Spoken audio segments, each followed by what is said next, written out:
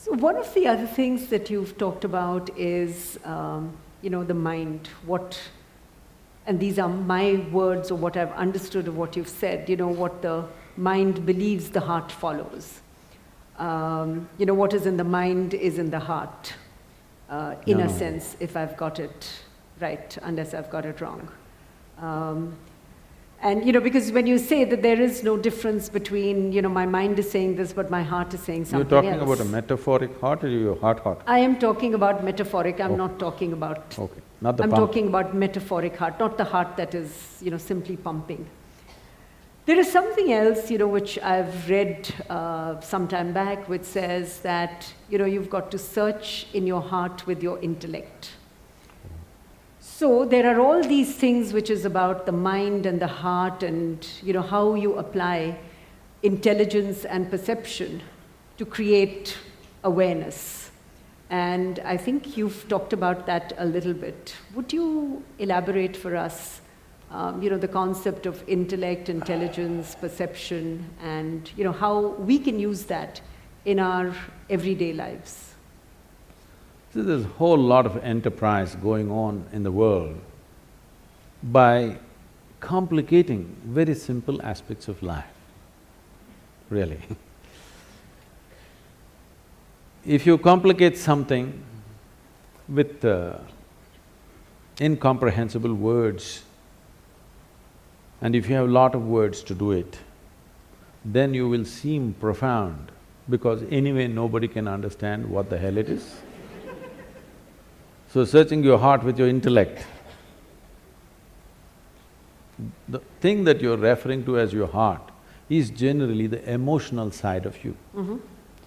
So you're separating what is thought and what is emotion. Let me ask you a simple question. If you look at yourself carefully in your day-to-day activity, you will notice this. The way you think is the way you emote. Right now, if I think you are such a wonderful person, I will have sweet emotions towards you. Which I hope you're thinking. This is not a confession.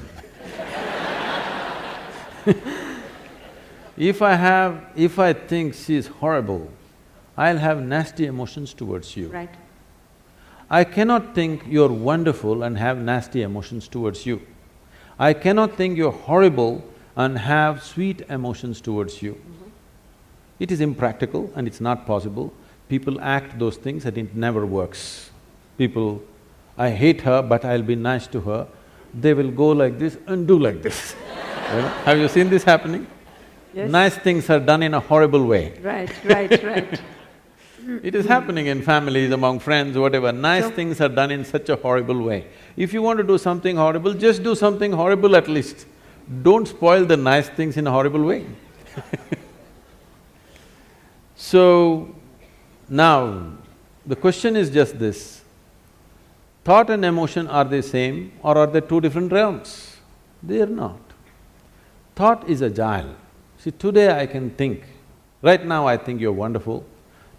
Just next moment you did something I don't like, I think you're horrible. My thought immediately changes because it's agile. But my emotion is sappy. It'll take 3 days, it'll struggle and slowly turn around. It has a larger turning arc, but after 3 days it'll come my way. For some people it's 3 days, some people 3 months, but they will turn around, isn't it? Yes or no? The way you think is the way you feel, there is no other way. It is also true the way you feel is the way you think also. It depends which is more dominant in you. In a person, if emotion is forefront, the way they feel is the way they think. If thought is forefront, the way they think is the way they feel. You can't think one way and feel another way. That only happens temporarily, for some time, but emotion will catch up.